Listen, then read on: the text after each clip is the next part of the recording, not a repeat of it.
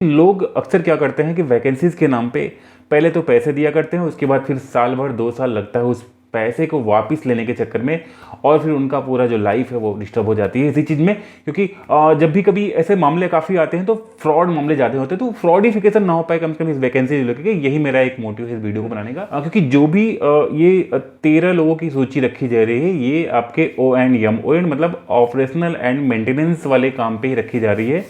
और आज मैं आपको प्रूफ दिखाऊंगा कि ऑपरेशन एंड मेंटेनेंस किसके ऊपर डिपेंड करता है। जिसके ऊपर डिपेंड करेगा वही इसकी सैलरी को वहन करेगा। तो किसके अंडर में ये पंचायत जो है काम करवा रही है, इसकी मैं पूरी प्रूफ दिखाऊंगा। सबसे पहली बात मैं यहाँ पे करूंगा कि 2024 तक, मतलब जो इंफ्रास्ट्रक्चर जो भी जल जीवन मिशन के चालू होने हैं 2024 तक प्रॉपर चालू होंगे। क्योंकि अभी जो काम हो रहे हैं उन काम में अभी न्यू पड़ रही है, तो न्यू पड़ने से काम को बनने तक लगभग 1 साल लग जाएगा। और कोई भी वैकेंसीज 1 साल के पहले से करके ऐसे आदमी को रोक के नहीं रखती, इस चीज़ को आप जान लीजिए।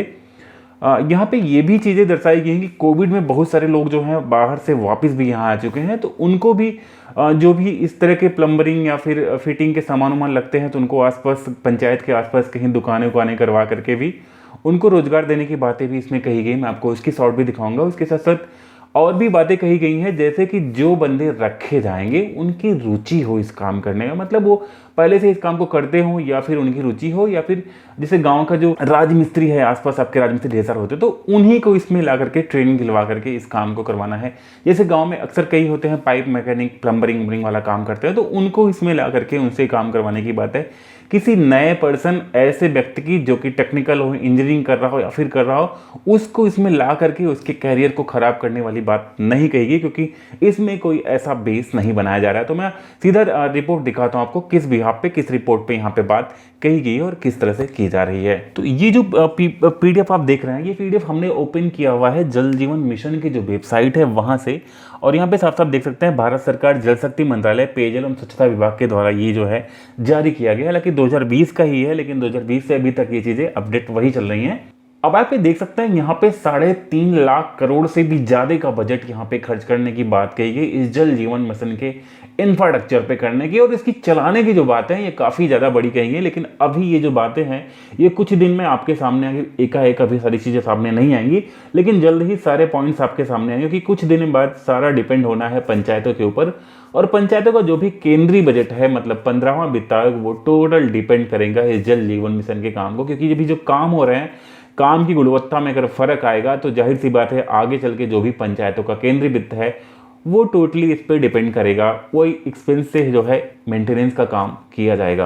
अब सबसे बड़ी बात यहाँ पे करें तो यहाँ पे ये देख रहे हैं ग्राम पेयजल और स्वच्छता समिति पानी समिति का गठन करना। पेज नंबर आप देख रहे हैं 4.20.2 पे यहाँ पे है। तो अब यहाँ पे आप साफ साफ देख सकते हैं, ये साफ साफ लिखा हुआ है कि योजना रखाव ग्राम पेयजल स्वच्छता समिति को ग्रामीणों द्वारा दिए गए पानी के शुल्क द्वारा किया जाना है। इसके अलावा 15वें वित्त आयोग से मिलने वाली निधि का उपयोग भी किया जा सकता है। इसके लिए ग्राम पंचायतें चाहे तो अपने ग्राम की पेयजल योजना के रखरखाव के लिए किसी एजेंसी के साथ रेट कॉन्ट्रैक्ट कर सकती हैं, अथवा आसपास की कुछ ग्राम पंचायतें किसी एजेंसी से अपनी पेयजल योजना के रख रखाव के लिए एक साथ मिलकर रेट कॉन्ट्रैक्ट करने पर विचार कर सकती हैं, जिससे लंबे समय तक ग्रामीणों को निर्धारित समय गुणवत्ता का शुद्ध पानी मिल सके। लास्ट में यहाँ पे देखते हैं आप, यहाँ पे संचालन रखरखाव की जो जिम्मेदारी है, 1 साल के रखरखाव खर्च का अग्रिम भुगतान ग्राम पंचायत के अंतर्गत सभी SVS और MVS के बुनियादी ढांचे का रखरखाव, जल प्रणाली संबंध में जल व्यक्ति का चयन कर प्रशिक्षित करना और प्रोत्साहित राशि का भुगतान एवं जल कर का संग्रहण करने वाली बात कही गई यहाँ पे। लेकिन इसमें किसी प्रकार के मद का या फिर किसी प्रकार के जल शक्ति मंत्रालय की कोई बात नहीं कही गई है। यहाँ पे साफ साफ देख सकते हैं जो BWSC का गठन करना है, वही BWSC जो है इस पूरे का रखरखाव करनी है, और वही BWSC मतलब विलेज वाटर सैनिटेशन कमेटी जो है वही इसका रखरखाव करेगी। पाइपलाइन की रिपेयरिंग का काम जो होगा, क्योंकि यहाँ पे साफ साफ कही गई कि तकनीकी टूल किट जो है वो भी पंचायतों को रखना होगा। यहाँ पे देखते हैं पेयजल की योजना पूर्ण होते उपरांत योजना को समुचित संचार रखरखाव करते पानी की आपूर्ति जारी रखी जा सके।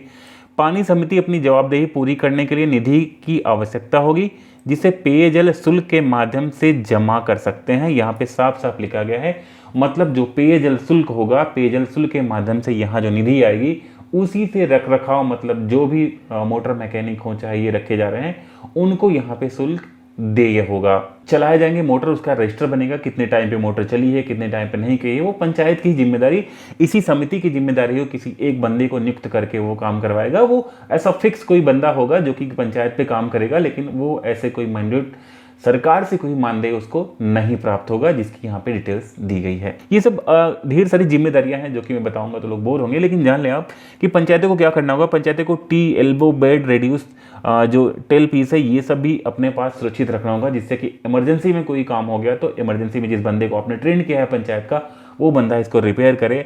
पाइप को पकड़ने की विंच, तकनीकी टूल किट, ये सब पंचायत को अपने केंद्रीय वित्त से खरीद के रखना भी अपने पास में होगा, जिससे कि जब कोई अटेंडम में कोई काम आए तो रिपेयरिंग हो सके, क्योंकि पानी के बिना जो है काफ़ी काम रुक जाते हैं और काम रुकने न पाए, इसलिए पंचायत के वित्त को ट्रेनिंग दी जा रही है, उसका नाम वहाँ से दिया जा रहा है, उसके साथ साथ में तकनीकी टूल दिए जा रहे हैं, केंद्रीय वित्त की राशि दी जा रही है। ये सारे काम जो हैं पंचायत को करने हैं, उसके लिए अलग से कोई धनराशि नहीं है। और ढेर सारी बातें ये हैं कि अलग से कोई वैकेंसीज भी नहीं है।